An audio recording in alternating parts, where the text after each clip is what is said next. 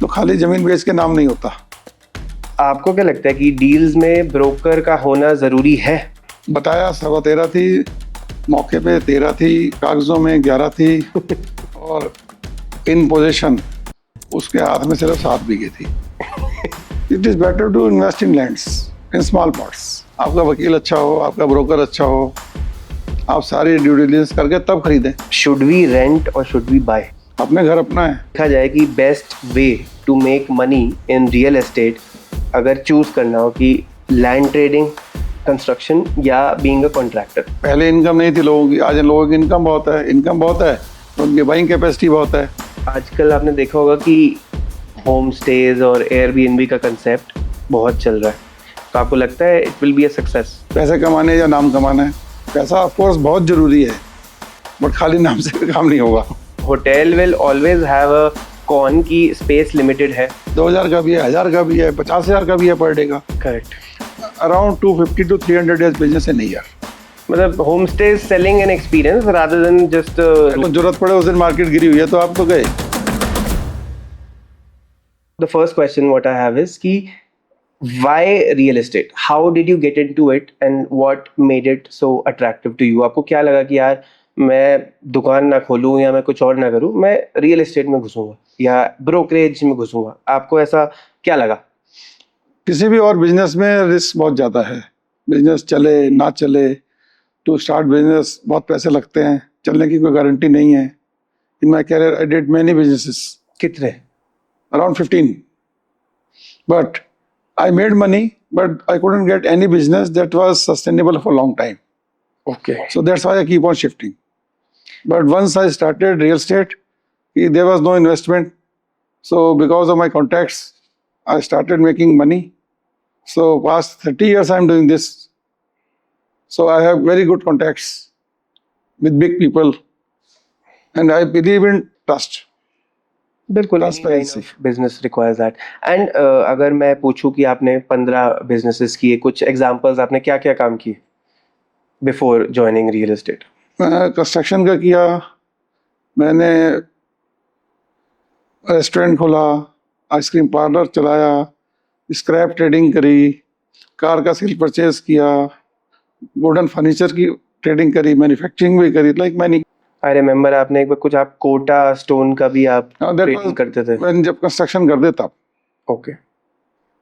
And because ऐसा होता है जैसे आप रियल एस्टेट में थे तो मैं भी उस लाइन ऑफ वर्क में एंटर किया because of relation. Real estate construction दोनों काइंड ऑफ रिलेटेड है।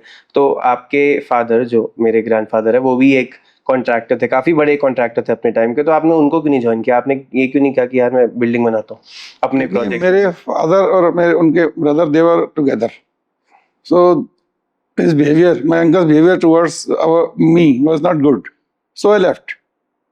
ओके। मतलब बनी नहीं ना, बिल्कुल। कोशिश करते तो भी नहीं ना। Okay, got it. ठीक है, so now this gives a little background of where you came from. Now एक बहुत ही बेसिक क्वेश्चन है जो बहुत के आजकल यंगस्टर्स हो गए, मिलेनियल्स, जेनजीज जानना चाहते हैं कि शुड वी रेंट और should we buy? If you have funds of own, अगर अपना पैसा है तो we should buy, we should not rent. Rental क्यों नहीं? अगर अपना पैसा भी है, फॉर एग्जांपल आपने अपना घर लिया, अपनी सिक्योरिटी होती है, आदमी की फैमिली सिक्योरिटी होती है कि कैपिटल बढ़ती है, जो आपका हाउस है या प्रॉपर्टी है कुछ भी है उसने बढ़ना ही बढ़ना है अल्टीमेटली। अगर आपके अपने पैसे हैं तो यू आर सेफ, और अगर आपने बोरो किए, इंटरेस्ट पे किया तो it is little risky. It depends man to man कि वो क्या सोचता है। ओके, बट आपकी क्या प्रेफरेंस? मेरी प्रेफरेंस तो अपना होना चाहिए, खरीदनी चाहिए, चाहे वो कोई चीज़ हो, जमीन हो, फ्लैट हो। No rent. No rent. But better नहीं होता अगर कोई इंसान, मैं कहता हूँ 1 करोड़ का घर ले रहा है, उसकी 50,000 की ईएमआई बन रही है, 80,000 की ईएमआई बन रही है, रेंट उसको 30,000 में मिल जाएगा। एप्रिसिएशन नहीं मिलेगी, सेटिस्फेक्शन नहीं मिलेगा। अपने घर अपना है, रेंट में you have to change, keep on, owner कहेगा I need now you shift. तो मतलब एक मेंटल सेंस ऑफ सिक्योरिटी की बात है, स्पेशली फॉर लेडीज के लिए, एज इन मतलब इससे उनको सोशल सिक्योरिटी लगती है कि भाई मेरे पास इतनी चीज़ है, बुरे वक्त में काम आएगी। अगर कुछ ऐसा होता है तो they can sell and make money.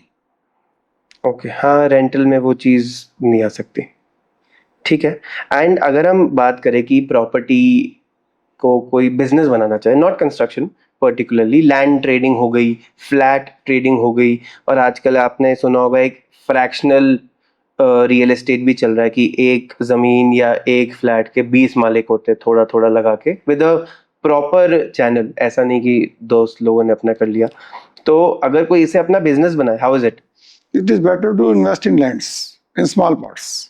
But आपको नहीं लगता कि मेट्रो सिटीज में लैंड्स की वैल्यू इतनी हो गई है कि इंसान कैसे लेगा, एक मिडिल क्लास बंदा कैसे लेगा जमीन नहीं ऐसा दो नहीं चार है। लाख रुपए गज में? नहीं नहीं, देखिए डिपेंड करता है हर आदमी का अपना अपना, जितने उस पर पैसे होंगे वो वहीं ढूंढेगा जहाँ उसे मिलेगी, बट वो लेगा जमीन। जिसका माइंड सेट है कि मैंने मकान में रहना है, मैंने फ्लैट में रहना है, फ्लैट वाला फ्लैट में रहेगा, मकान वाला फ्लैट में नहीं रह सकता। उसका माइंड सेट है, उसकी अपनी फाइनेंशियल स्टेबिलिटी होती है कि भाई मेरे पास इतने पैसे हैं तो मैं क्यों ना अपना मकान बनाऊं, अपना मकान अपना है। फ्लैट में क्या है, आज के टाइम पे तैयार फ्लैट ही लेना चाहिए, ये मेरी पर्सनल ओपिनियन है, क्योंकि बिल्डर्स वो टाइमली डिलीवरी नहीं करते normally. There are very few builders in NCR, in Dehradun also, they are committed but very few. ठीक है, मेक सेंस। बट अगर मेट्रो सिटीज की बात करें, कोई लैंड नहीं अफोर्ड कर सकता, फॉर एग्जाम्पल किसी के पास 50 लाख रुपए है या 1 करोड़ रुपए है, जमीन जरूरी नहीं उतने में आ जाए, तो अगर वो फ्लैट आज खरीदे और ट्रेडिंग करे तो वो कमा सकता है पैसे? बिल्कुल कमा सकता है, उस पर लाइबिलिटी नहीं होनी चाहिए इंटरेस्ट की। अच्छा। अगर अपने पैसे हैं तो आपको बैंक रेट से ज़्यादा पैसा मिलेगा। बट बहुत बार ऐसा भी होता है कि मुंबई या बैंगलोर जैसे शहर में हम बात करें कि कोई चीज़ महंगी है, अगर 3 करोड़ रुपए की है, और आपके पास कम अमाउंट है, बाकी आपने लोन पे लिया, लेकिन बिल्डर आपको, अगर रिलायबल बिल्डर है, let's consider a reliable builder, अगर रिलायबल बिल्डर है, आप उसको एंट्री उसने पहले दे दी, बनने के बाद उसको प्रीमियम में बिक गया, उतना इंटरेस्ट तो जाता नहीं है, होम लोन कितना 8% पे मिल जाता है, 8.5% में मिल जाता है, इन्फ्लेशन ही 6-8% है, तो बेसिकली देखा जाए तो फ्री मिल रहा है। तो लोग अगर इंटरेस्ट पे लेके अर्ली एक एंटर कर जाए किसी प्रोजेक्ट में और खत्म होने के बाद किसी एंड कंज्यूमर को बेच दे इंटरेस्ट पे करके, तो आपको लगता है प्रॉफिट कमा सकते हैं या रिस्क है? रिस्क तो रहता है, रिस्क रहता है। डिलीवरी पीरियड का पता नहीं है in with most of the builders.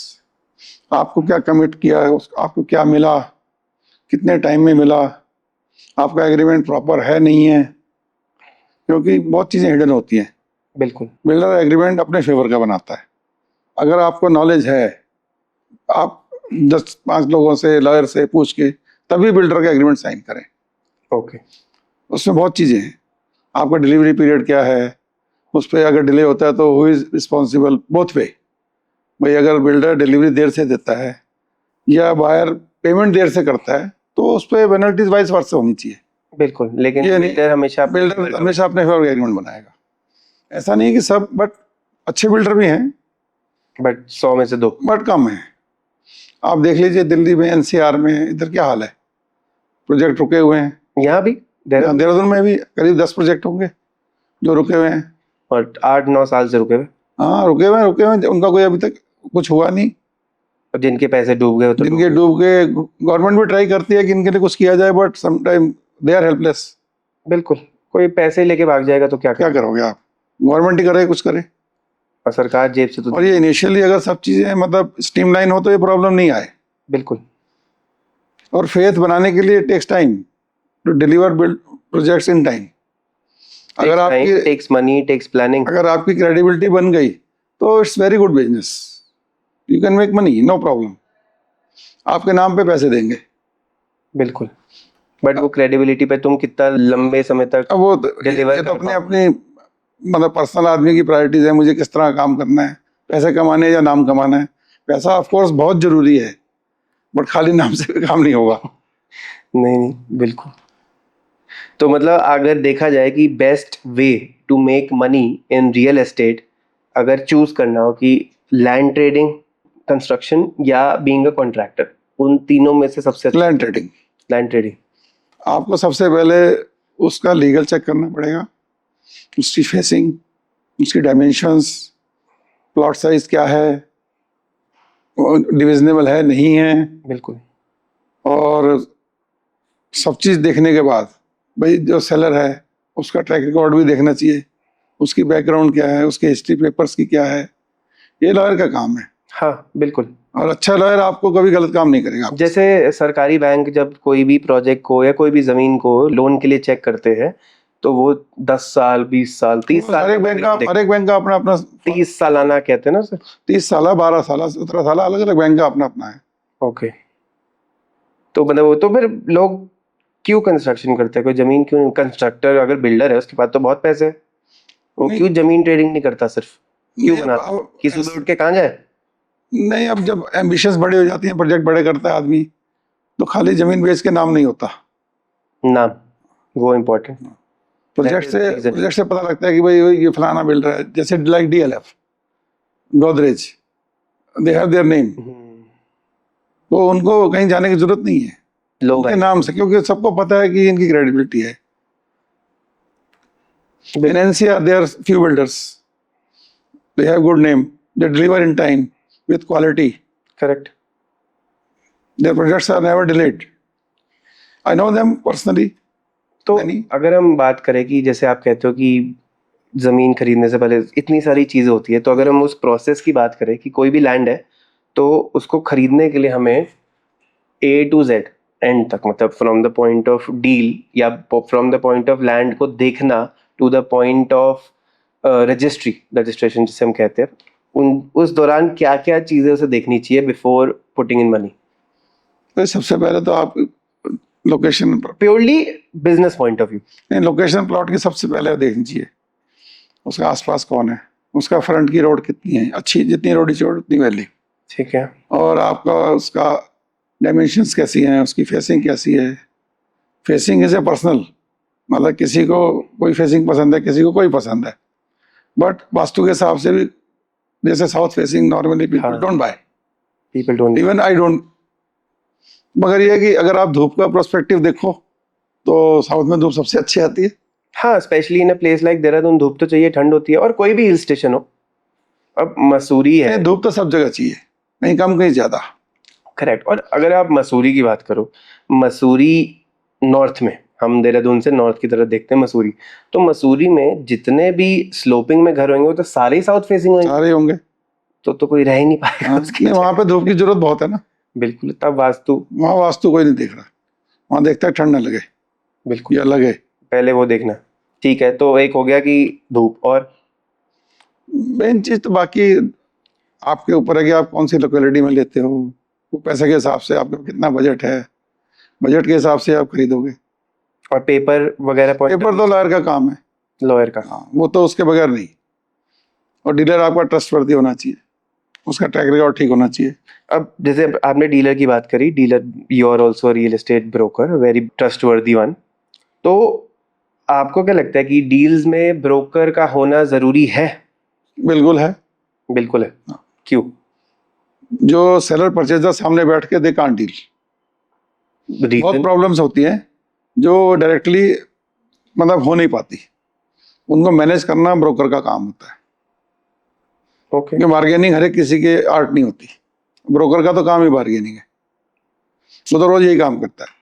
ये भी बात है, मतलब ऐसा बहुत बार ऐसा होता है कि कोई डील चल रही हो अगर, तो अगर सिर्फ सेलर और बाहर बैठे तो लड़ाई होने की चांसेस भी रहते हैं। डील नहीं बनेगी, सेल्फ रिस्पेक्ट ईगो होती है, डील नहीं होती, उसके चांसेस कम मतलब होते हैं। जैसे हमारा ज्यूरिसडिक्शन हमारा काम कर रहा है, ये एक डिस्प्यूटेड जज काम, है बीच में। डिस्प्यूटेड काम करने ही नहीं चाहिए।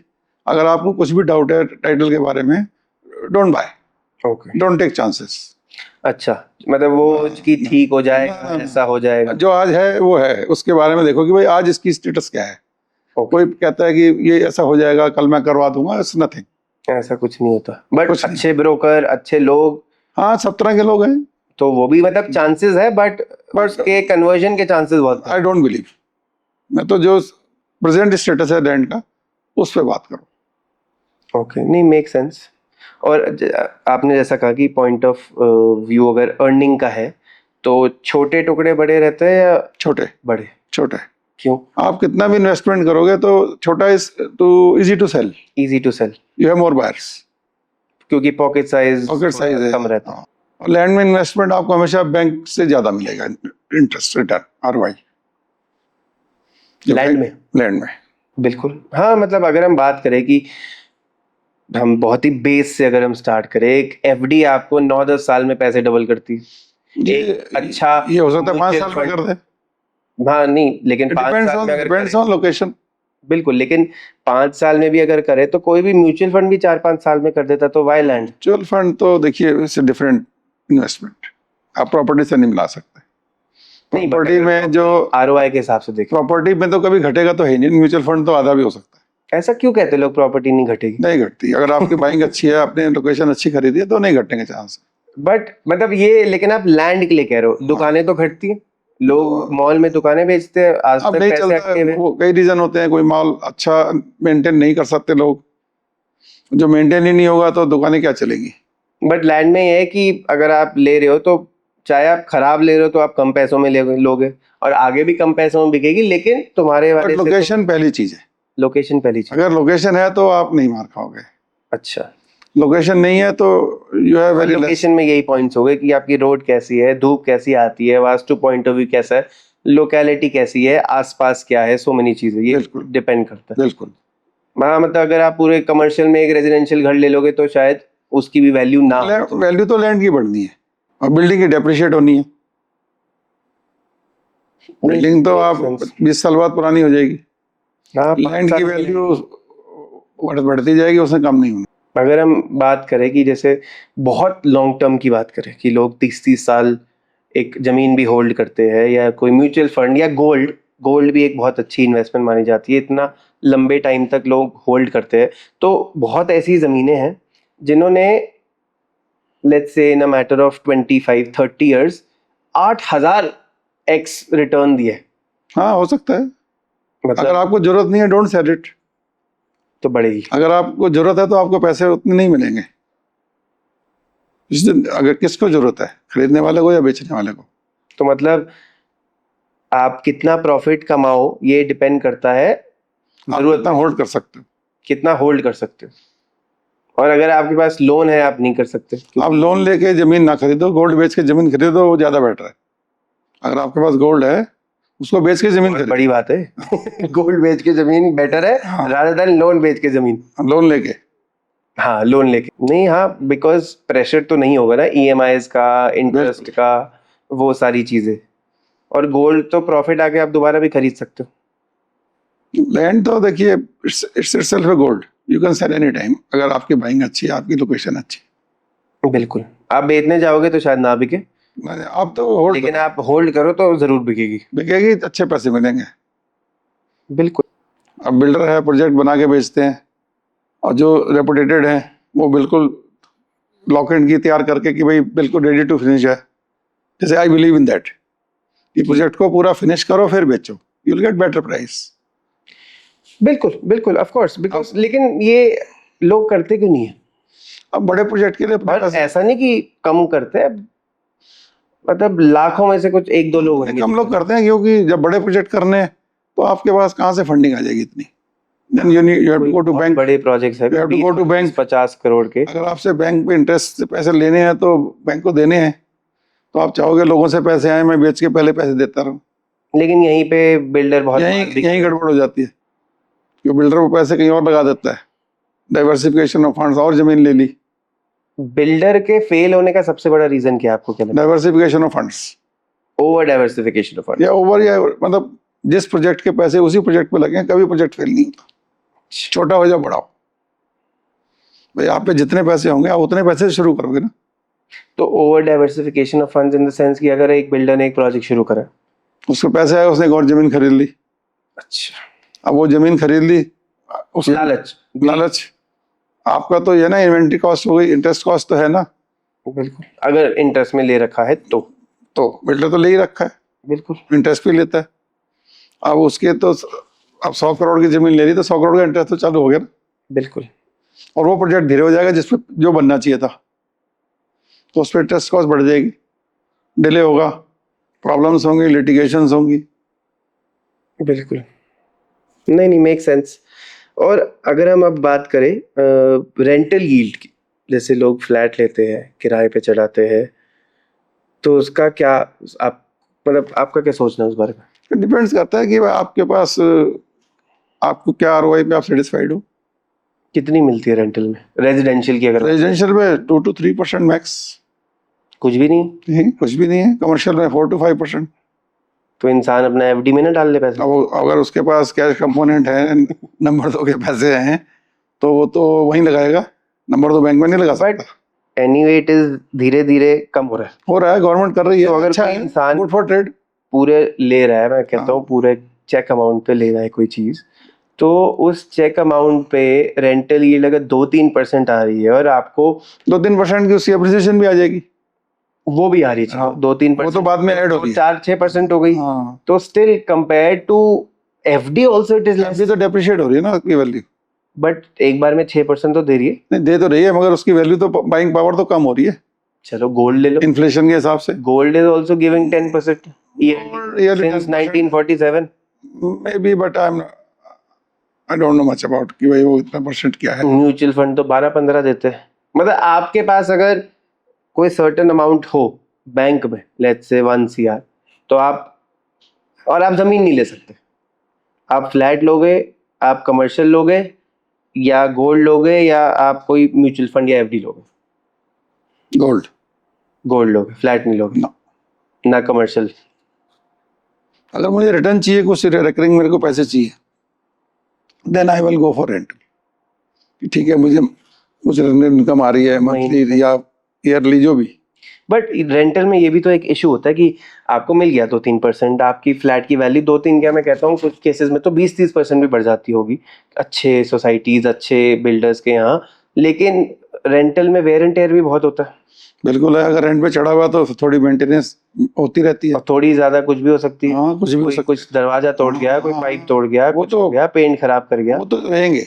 कोई इंसान अगर फ्लैट छोड़ के जाता है 1 साल बाद, 2 साल बाद, तो मेरे ख्याल से 2 महीने का तो रेंट उसको ठीक करने में लग जाता होगा। लग जाता है, भाग जाते हैं छोड़ के। स्पेशली फर्निश्ड है तो और ज्यादा चांसेस है चीजें खराब होने के, चोरी होने के, चीजें गायब होने के। बिल्कुल है, सबसे ज्यादा खराब होने के। चोरी वोरी तो खैर बहुत कम होती है। तो आप गोल्ड लोगे, गोल्ड। और अगर रकरिंग चाहिए तो आप फ्लैट लोगे।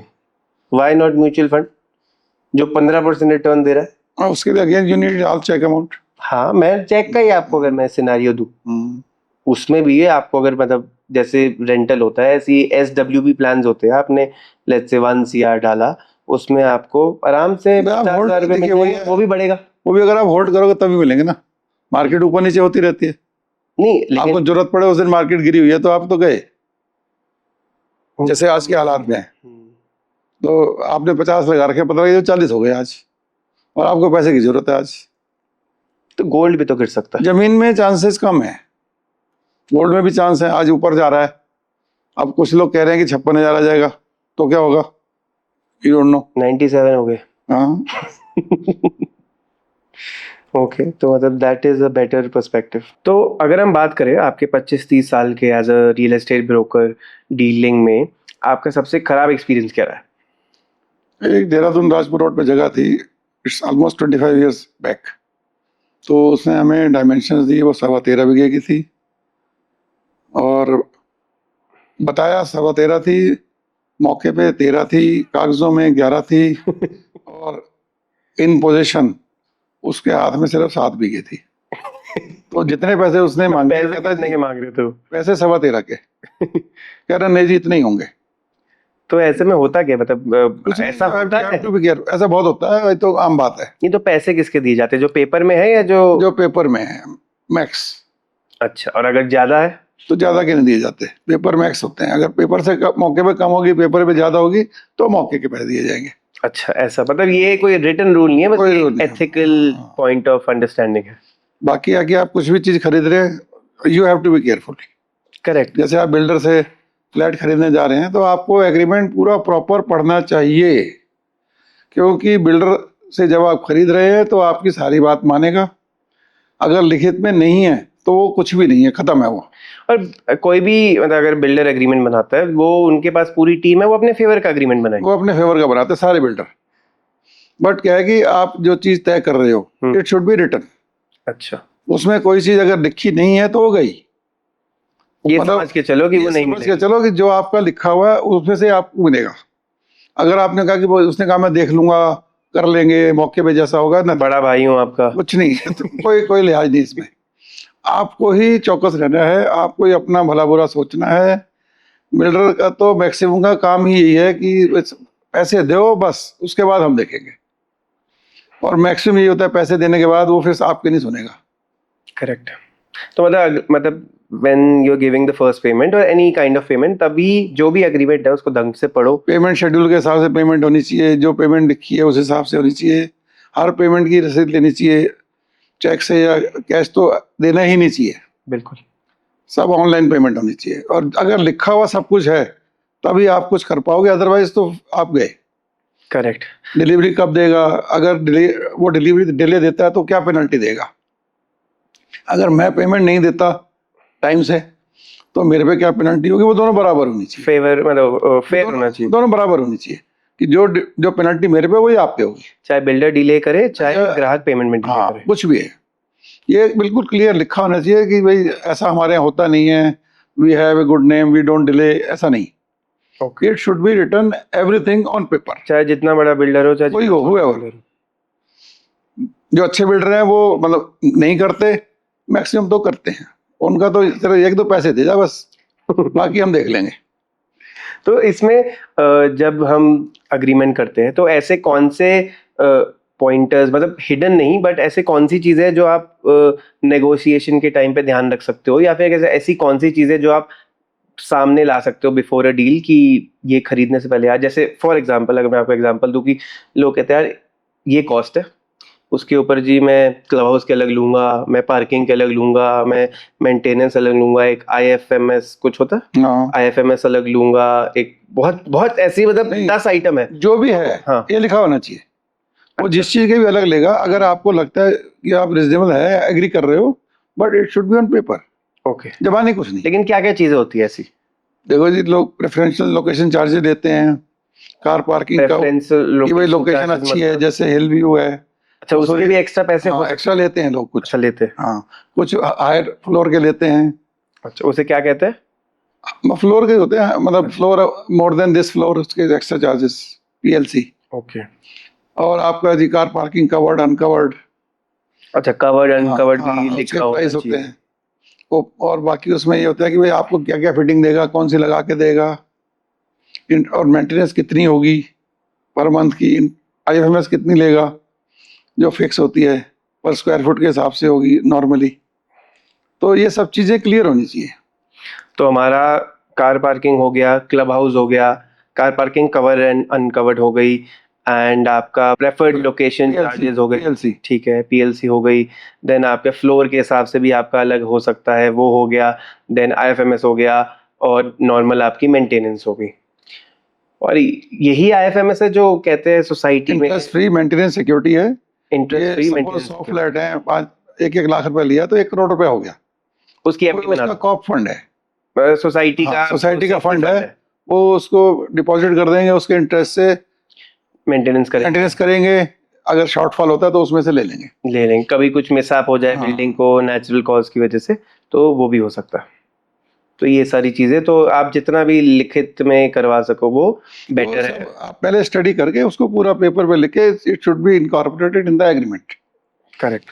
हिडन नहीं होना चाहिए कुछ भी, जो तय हाँ, हुआ मतलब है जैसे कोई लिख देता है कि ये अमाउंट है प्लस अदर चार्जेस, वो अदर चार्जेस क्या है, वो कितने हैं, क्लैरिफिकेशन होना वो चाहिए। क्लैरिफिकेशन में जितना बाइफिकेशन बेटर हो डिटेल में, वो बेटर है। और बिल्डर से उसी टाइम आप नेगोशिएट कर लो, जो करना है वो सब करेगा। उसके बाद वो कुछ नहीं करेगा, आप उससे कुछ भी नहीं करवा सकते। हाँ, बहुत चीजें वो ऐसे लिखते हैं कि हम जैकवार्ड लगाएंगे एंड और इक्विवेलेंट, हाँ, तो वो इक्विवेलेंट क्या होगा? करेक्ट। ये मतलब ये लिफ्ट कौन सी लगाएंगे? अगर कोई ऐसे लिख रहा है तो उसकी नीयत खराब है, हाँ, वो कुछ ना कुछ आपको घुमाएगा, कहीं ना कहीं वो करेगा। कॉस्ट कटिंग करेगा कहीं ना कहीं। और एक चीज को ही हटाने से बहुत बड़ा फर्क पड़ता है। हाँ, किसी के 100 फ्लैट है, उसने एक पंखा भी हटा दिया, उसके तो तो लाख उसके रुपए तो हो गया 1 करोड़ रुपए। बिल्कुल। तो यही है, ये चीजें बहुत ऐसे देखने वाली होती है। बहुत चीज हो सकती है। हाँ। बिल्डर कहता है कि पंखे दूंगा, कोई कहता है एक कमरे वुडन फ्लोरिंग अलमारियां बट बनाऊंगा, अच्छे kitchen बिल्डर भी monitor हैं, दूंगा। अच्छे बिल्डर भी हैं, हाँ। बट वो जो कहते हैं वो देते हैं। और आजकल ये नोटिस किया है कि जितने बिल्डर्स हैं, चाहे बड़े चाहे छोटे, वो सब कारपेंटरी वर्क से भागते अब, वो नहीं चाहते किचन बनाना, वो नहीं चाहते अलमारी बनाना। ये क्यों लगता है आपको, क्या लगता है मतलब reason? हर एक आदमी की अपनी अपनी चॉइस है कि मुझे ऐसा लगाना है, मैं इससे और अच्छा लगाना है, किचन मुझे अच्छी चाहिए थी, तो वो बिल्डर पहले ही लिख दे तो अच्छा है। ये आपको दोबारा आपको नहीं नहीं लगता कहूंगा। टाइम की वजह से, कि टाइम बहुत टाइम की वजह से expensive नहीं है, लोग हर आदमी पसंद करते हैं मुझे ऐसा चाहिए था, मुझे वैसा चाहिए था, मुझे किचन और अच्छी चाहिए। किचन एक बहुत सेंसिटिव टॉपिक है। ये तो क्योंकि लेडीज का मूवमेंट तो किचन में रहना है, उनको अच्छी किचन होगी तो वो अपना स्पेशियस हो, हाँ, धूप आ रही हो, सारा सब चीज, सामान हो। एग्जॉस्ट प्रॉपर हो, बहुत चीजें हैं। और आपको लगता है कि किचन एक ऐसा पॉइंट है एक घर में जिसकी वजह से बिकती नहीं है चीजें, या ज्यादा किचन बिकती में 5 लाख में बनती है, किचन 50 लाख में ही बनती है। ये तो आपके अपना टेस्ट है, कितने फंड्स लगाना चाहते हो, आपकी प्रायोरिटी क्या है। लेकिन एक अच्छी किचन ना होना मतलब वो एक बायर को उस प्रोजेक्ट से दूर भेज सकती है, बिल्कुल भेज सकते हैं। मतलब बहुत मेजर पॉइंट। देखिए जी, जो आदमी बिल्डर फ्लैट फ्लैट लेने आया बिल्डर से तो सब चीज देखेगा, और वो सैंपल फ्लैट जो दिखाया जाता है वो एक्चुअल में होगा नहीं होगा, वो भी मैटर। ये एक क्वेश्चन है।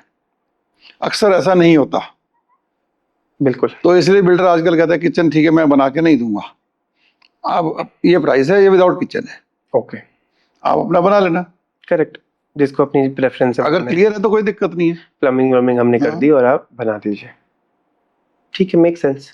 और एक और क्वेश्चन है जो मुझे भी पता नहीं है, बहुत लोग जानना चाहते होंगे कि अगर कोई ग्रुप हाउसिंग की बिल्डिंग है, एक है, दो है, अगर कुछ नेचुरल अकरेंस से, अर्थक्वेक से वो गिर जाए तो क्या वो होता तो इंश्योर्ड होती नहीं, ऐसा तो है नहीं कि जितने फ्लैट की वैल्यू उतने सबको पैसे मिल जाएंगे, नहीं, मैं उनको तो इक्वल शेयर मिलेगा लैंड का, है ना? दोबारा बनाया जाएगा, दोबारा बनाया जाएगा हाँ। या लैंड को बेचा जाएगा, जो भी है वो तो लेकिन मतलब मतलब वो उसमें कंज्यूमर का नुकसान ही है ना ज्यादा। नुकसान ही है।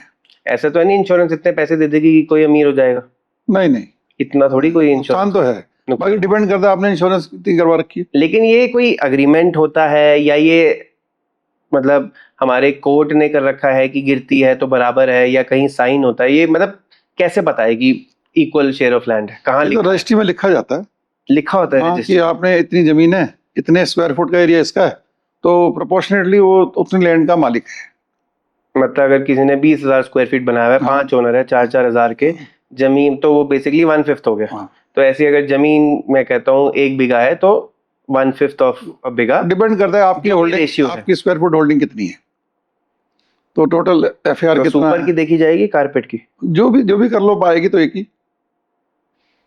करेक्ट।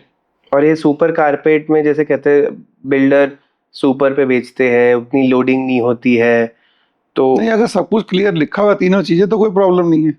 अगर वो नो चीज अगर कह रहा है कि मैं कारपेट मेरा इतना है कवर्ड और इतना कवर्ड इतना है, सुपर इतना है, इतना। तो अगर सब कुछ क्लियर लिखा है और वो है तो कोई प्रॉब्लम नहीं है। अच्छा, मतलब ऐसा ना हो बट ये कि लिखा, पैसे सुपर पे जा रहे हैं और असली में कारपेट का हिसाब लगा बताया जा रहा है अब तो मैंडेटरी है कि तीनों लिखने पड़ते हैं। रजिस्ट्री में, हाँ, तीनों, कारपेट, कवर्ड हाँ, एंड सुपर। हाँ। अच्छा, बाकी नहीं लिखते तो कोई पूछता तो है नहीं, सरकार ने तो रजिस्ट्री की वैल्यू देखनी है बस। लेकिन ये भी तो कहता है कि रजिस्ट्री की कोई वैल्यू नहीं है, नहीं दाखिल खारिज की है, म्यूटेशन की है। नहीं, ऐसा नहीं है। बहुत ऐसा होता है कि एक लैंड में मतलब डिस्प्यूट्स कितने होते हैं कि एक नहीं, वो लैंड तो में पहले के काम है ना सर, 2 रजिस्ट्री हो रखी है, 3 रजिस्ट्री हो वो तो रखी देखो लीगल का काम है। अगर किसी ने गलत खरीद रखी है तो प्रोजेक्ट पहले बात तो पास ही नहीं होगा। है। नहीं, लैंड में भी तो होता है, हाँ, तो लैंड आदमी देख के देगा ना, तो ये पता कैसे लगता है? ये तो उसके लिए रेवेन्यू Lawyer- डिपार्टमेंट है, लॉयर रेवेन्यू है। डिपार्टमेंट। हाँ, लॉयर अच्छा है तो पूरी स्क्रूटनी करेगा पेपर्स की। और आज भी हम रेवेन्यू डिपार्टमेंट में हमारा वही प्रोसीजर चल रहा है जो ब्रिटिशर्स बना के वही चले चल गए। रहा है, क्या है वो प्रोसीजर की? It takes long time. वो सजरा, वो खसरा है उसको पहले कि भाई ये पार्ट इसके नाम हो गया, उसने खरीदी, उसके आगे चला गया, ऑनरशिप जिसके नाम आती गई उसके नाम उतना शेयर ट्रांसफर होता गया, but it's very lengthy procedure. और mutation Unorganized. Is very important. Mutation is important. At least हमारे देहरादून उत्तराखंड में तो है ही, बाकी नहीं, सब जगह है। टीयर, अच्छा, सब जगह हाँ, नहीं। जैसे नोएडा में कहते हैं कि आज भी लीज पे काम चलता है, नहीं वो तो रजिस्ट्रेशन। नोएडा अथॉरिटी ने खरीदी हुई है ना सब, हाँ, वो करेक्ट। आपको लीज पे दे रही है तो उसमें खतरा कम है, अच्छा, क्योंकि उन्होंने पहले ही सब काम किया हुआ है सरकार के नाम से। और लीज एक्सटेंड भी हो जाता हाँ, है, वो तो उनकी म्यूचुअल है। ठीक है। तो अब अगर हम बात करें, देहरादून एक ऐसी जगह मानी जाती है कि रिटायर्ड लोग आते हैं, आर्मी ऑफिशियल्स आते हैं, तो यहाँ पे एक सीनियर लिविंग प्रोजेक्ट एक ऑलरेडी है हमारा, अगर और प्रोजेक्ट आए senior living either in a budgeted category और अ लग्जरी कैटेगरी, तो will that be a success? Of course अभी एक और प्रोजेक्ट शुरू हो गया है, it will take another 2-3 years by reputed builder, तो बहुत अच्छा बनाएंगे वो जैसा लग रहा है, और they are known for their commitment. तो एक नॉर्मल सोसाइटी और एक सीनियर लिविंग सोसाइटी में ऐसा क्या डिफरेंस होना चाहिए कि वो एक्चुअली सीनियर लिविंग को प्रमोट करे या उनकी ज़्यादा हेल्प करे उनके हिसाब से? मेडिकल की मतलब असिस्टेंस पूरी होनी चाहिए, कोई प्रॉब्लम आ जाए हॉस्पिटल नज़दीक होना चाहिए, डॉक्टर्स होने चाहिए, रेस्टोरेंट प्रॉपर होना चाहिए हेल्दी टाइप का, और ये सारी उनको चीज़ें। घूमने के लिए पार्क वगैरह अच्छा हो, एटमॉस्फेयर अच्छा हो, ग्रीनरी हो, ये सर। शहर से थोड़ा हटके हो, तो शहर के बीच में तो पॉसिबल नहीं है। ये सारी चीज़ें। देहरादून में 2 प्रोजेक्ट ऑलरेडी हैं। हाँ, करेक्ट, और काफ़ी एक्सपेंसिव भी है। बहुत बट एक्सपेंसिव, हाँ, मतलब 3 bedroom is facilities- 7 CR plus. तो अब अगर हम बात करें एक जो हमारे रिसेंटली अपडेट्स आए हैं रिगार्डिंग द लॉज, तो वो एक भू कानून का जो है, तो एक बार उसको एक्सप्लेन करें, उसमें क्या चेंजेस आए या क्या क्लैरिटी आई है? भू कानून ये कहता है, पहले भी ये कहता था वो, कि भाई एक family once in life time जमीन 250 मीटर ले सकती है नगर निगम से बाहर। नगर निगम से बाहर, नगर निगम इज म्युनिसिपैलिटी। कॉर्पोरेशन लिमिट से बाहर। ठीक है। विद इन कॉर्पोरेशन लिमिट कोई लॉ नहीं है, anybody can buy anything, any quantity, कुछ भी। मगर जो शहर के बाहर है वो वही आदमी खरीद सकता है, मतलब 250 मीटर तो कोई भी ले सकता है, ठीक है। उससे ऊपर नहीं। अगर अब नया कानून ये कहता है, अगर उसने 250 मीटर बेच दिया तो he can not buy again. मतलब एक बार बाय, एक बार सेल, एक बार, चाहे वो उसको यूज करे ना आप करे। ट्रेड नहीं कर सकते अब। हाँ, मतलब 5 खरीद ली। पहले लोग ट्रेड करते थे, एक खरीदा एक बेचा, तो वो बिजनेस कर रहे थे। सरकार मना नहीं करती है कि ठीक है जी आपको रहने के लिए चाहिए आप आइए, आपको जमीन 250 मीटर ले लीजिए, कोई परमिशन की जरूरत नहीं है, बट आपको एफिडेविट देना पड़ेगा कि भाई आपके नाम और कोई जमीन नहीं है। आप अगर बेचोगे तो फिर एफिडेविट रजिस्ट्री में लगाना। हाँ, अगर ये आप कंपलसरी है? कंपलसरी, अभी वो नोटिफिकेशन आया नहीं है बट ऐसा सुना मैं है। जियो आया हुआ है, लेकिन अभी मतलब उस पर साइन नहीं हुआ। हाँ, अब क्या है कि आपने एक बार बेच दी तो आप नहीं खरीद सकते, आपका राइट खत्म, क्योंकि आपको एंड यूज के लिए दी थी, ना कि ट्रेड करने के लिए। बिल्कुल। अगर आप दोबारा खरीदो बेचोगे तो आप ट्रेड कर रहे हो, व्यापार कर रहे हो। और लोकल इंसान ले सकता है ये, लेकिन बाहर को डिफाइन कैसे करते हैं? जैसे कहते हैं डोमिसाइल, तो वो कोई डोमिसाइल कुछ नहीं है। एज ऑन सितंबर 2003 से पहले जिसके पास लैंड होल्डिंग है, वो कंपनी हो, वो trust डोमिसाइल हो, माना जाता है। वो माना जाता है। मतलब इस काम के लिए वो लोकल माना जाता है। हाँ, 2003 सितंबर से पहले जो खरीद रहा है वो इस काम के लिए लोकल माना जाता है। जिसके तो नाम वो कुछ रजिस्ट्री भी कर है, सकता, मतलब जिस नाम से अंदर भी ले रजिस्ट्री सकता है है, नगर कहीं निगम भी, के, उसको कोई इशू नहीं है। और साइज की भी कोई नहीं, लिमिट? कोई नहीं। ओके, ठीक है। आपने सुना होगा प्री फैब्रिकेटेड होम्स आजकल काफी चल रहे हैं, तो आपको लगता है कि फ्यूचर में लोग उसमें रहने में कंफर्टेबल होंगे, बहुत खरीदना नॉर्मल हो जाएगा? मैं नहीं समझता। ये तो पहाड़ों पे जहाँ कंस्ट्रक्शन की थोड़ी प्रॉब्लम है, या होम स्टे के लिए, क्योंकि पहाड़ों पे तो होम स्टे बहुत चलते हैं, तो वहाँ कंस्ट्रक्शन आसान भी नहीं होता। प्रीफैब्रिकेटेड तो जल्दी बन जाता है, it is good for that only. मैं नहीं समझता कि शहर में कोई प्रीफैब्रिकेटेड मकान बनाएगा, और हमेशा के लिए रहने के लिए वो नहीं यूज करेगा। कोई नहीं बनाएगा। लेकिन इसका कारण क्या है? मतलब कारण? लोगों को क्या वो ब्रिक देख के लगता है नहीं, कि वो उसके बहुत चीज़ें हैं, उसका क्लाइमेटिकल प्रॉब्लम बहुत होती है। अच्छा, हाँ, जैसे अगर आज की डेट में आप ब्लॉक्स यूज करो तो इंसुलेशन प्रोवाइड होती है, और प्री फैब्रिकेटेड में वैसे वुड वो भी है, उसमें भी नहीं, इंसुलेशन वो प्रोवाइड होती है। अलग चीज़ है, उसका कोई मतलब सिर्फ होम स्टे वगैरह के हाँ, मतलब या- बाहर इतना नॉर्मल चीज है, लेकिन यहाँ पे वो अभी इतना चली नहीं है, लेकिन धीरे धीरे बढ़ हो रहा है। सकता है आगे, फिलहाल नहीं है ऐसा। मतलब जैसे आज की डेट में घर लोग 1-2 करोड़ में लेते हैं, आपको लगता है प्री फैब्रिकेटेड इतने बड़े बन जाएंगे कि वो उसकी भी ऐसे डिमांड? अभी ऐसा कोई नज़र तो नहीं आ रहा। नहीं। नहीं, आपको अगर मिलेगा मौका आप लोगे? नहीं, मैं नहीं लूंगा। एक्सेस पैसे होंगे तब भी नहीं लोगे? नहीं, ठीक है। अब अगर हम बात करें कि जैसे आपने कहा था कि रियल एस्टेट के प्राइसेस गिर नहीं सकते, ऐसा क्यों लगता सबको? तो रुक सकते हैं, गिरते नहीं है, क्योंकि जमीन तो बढ़ नहीं रही, पॉपुलेशन बढ़ रही है, तो कहाँ से कम हो जाएंगे। तो मतलब पॉपुलेशन बढ़ रही है, जमीन लिमिटेड है, ये मेन रीजन इसका वो है कि 100 लोग के 200 पहले- हो रहे हैं, पहले लेकिन इनकम- जमीन तो उतनी है। पहले इनकम नहीं थी लोगों की, आज लोगों की इनकम बहुत है तो उनकी बाइंग कैपेसिटी बहुत है। जिस पे भी पैसे आते हैं वो बड़ा सोचता है घर, और पैसे आते हैं वो और बड़ा सोचता है। तो लैंड प्राइसेस कम कहाँ से होंगे, आबादी तो कम होनी नहीं, और हमेशा और अपनी जमीन capacity बढ़नी से और ऊपर जमीन बढ़नी नहीं। हम्म, तो ये तो है कि आदमी बाहर पड़ता रहेगा, जमीन शहर में शहर महंगी के होती बाहर रहेगी, आदमी जाता दूर जाता रहेगा। और ऐसा जो कहते थे कि यार अब तो दिल्ली में जमीन खत्म हो गई, कहीं जमीन खत्म देहरादून नहीं, में जमीन कहीं कहीं खत्म खत्म हो नहीं गई। होती, जमीन खत्म नहीं होती, जमीन है, बट ये कि आदमी दूर चलता जाएगा सस्ती लेने के चक्कर में, शहर में महंगी होगी, आदमी आउटर में जाएगा। तो जिसके पास पैसे जितने हैं उसको जितने में जहाँ मिलेगी वहां जाएगा। हाँ, अपनी अपनी कैपेसिटी के अपनी अपनी कैपेसिटी है, उसकी लाइकिंग है, उसको पहाड़ पे रहना है, उसको जंगल में रहना है। बिल्कुल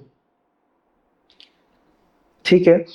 नाउ आजकल आपने देखा होगा कि होम स्टेज और एयरबीएनबी का कंसेप्ट बहुत चल रहा है, तो आपको लगता है it will be a success? बिल्कुल, क्योंकि हमारी स्टेट तो ऐसी है कि यहाँ पे नेचुरल ब्यूटी बहुत है।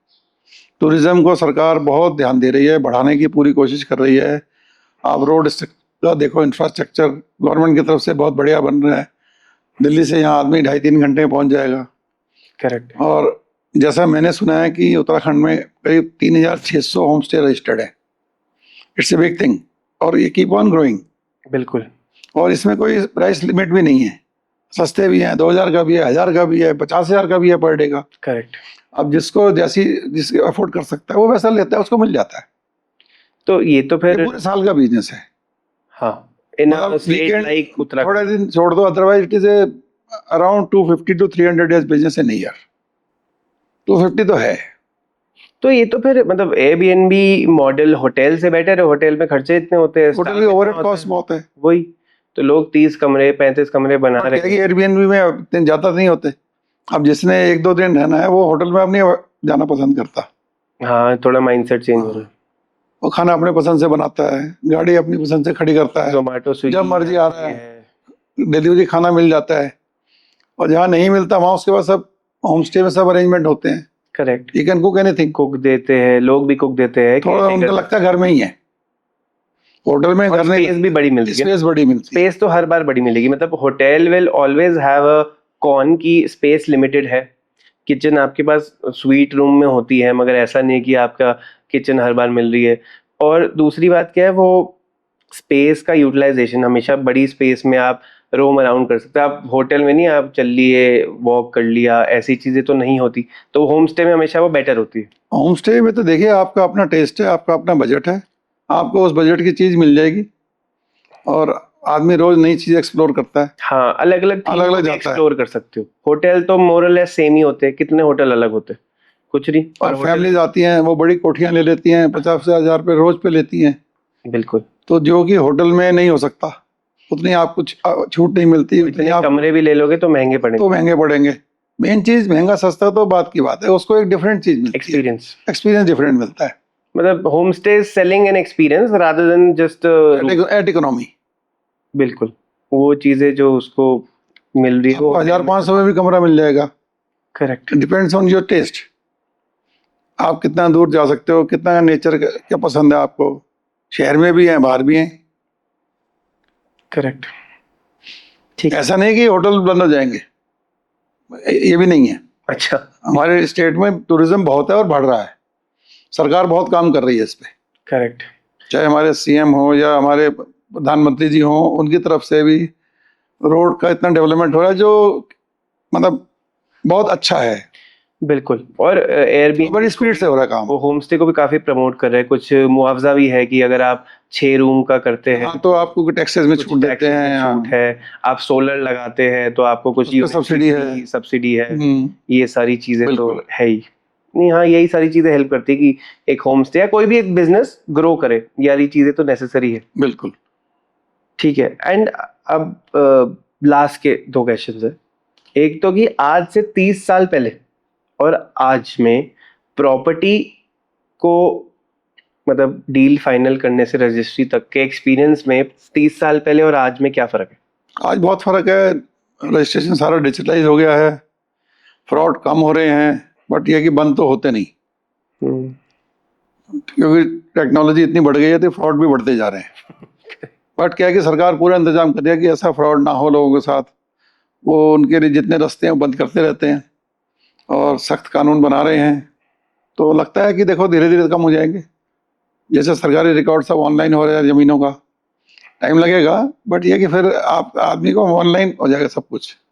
आपने अपना सिस्टम खोला और आपको पता लग गया जमीन किसकी है। आपने आधार कार्ड डाला, आपने आधार कार्ड डाला और अपना आपका सारा रिकॉर्ड आ जाएगा उसमें जमीन आपकी है या नहीं तो है। ये अच्छी चीज है बुरी?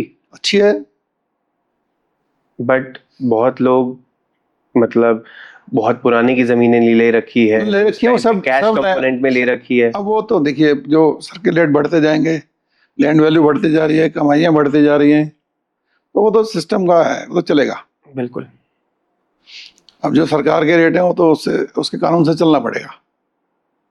तो मतलब ये इजी हो गया थोड़ा और सेफ बेटर हो, सेफ इट हो इज गया थोड़ा बेटर। पहले से। पहले तो पता भी नहीं लगता था पहले तो कि कुछ भी हो जाता था, कोई पता ही नहीं होता था, किसी की जमीन कोई बेच देता था। आज ऐसे चांसेस ऐसा नहीं कि कम है। नहीं है, हाँ, बट कम है। कम है। फ्रॉड तो होते हैं, होते रहेंगे। आपको चौकस नए रहना है। तरीके के आपको fraud- चौकस रहना है खुद। आपका वकील अच्छा हो, आपका ब्रोकर अच्छा हो, आप सारी ड्यू डिलिजेंस करके तब खरीदें। बिल्कुल। जल्दबाजी में नहीं खरीदे प्रॉपर्टी कभी भी। हाँ, टाइम लो, एक टाइम, पूरा ड्यू डिलिजेंस कराओ। पूरा प्रॉपर टाइम लो, वकील से लो, मौके पे जाओ, 10 लोगों से पूछो, आसपास देखो। अबड़ा तबड़ी में काम करोगे तो गड़बड़ होगा। करेक्ट। ठीक है, now the last question, a very funny one. एक और किसी ने अपने पॉडकास्ट में पूछा था कि जितने बड़े बिल्डर्स होते हैं, आप अगर उनको देखो, वो इतनी ज्यादा सिक्योरिटी के साथ क्यों चलते हैं? बिल्डर जब आता है, 2-4 गाड़ियां, बॉडीगार्ड्स, खाकी पहन के, गनमैन, ये सब चीजें क्यों होता है?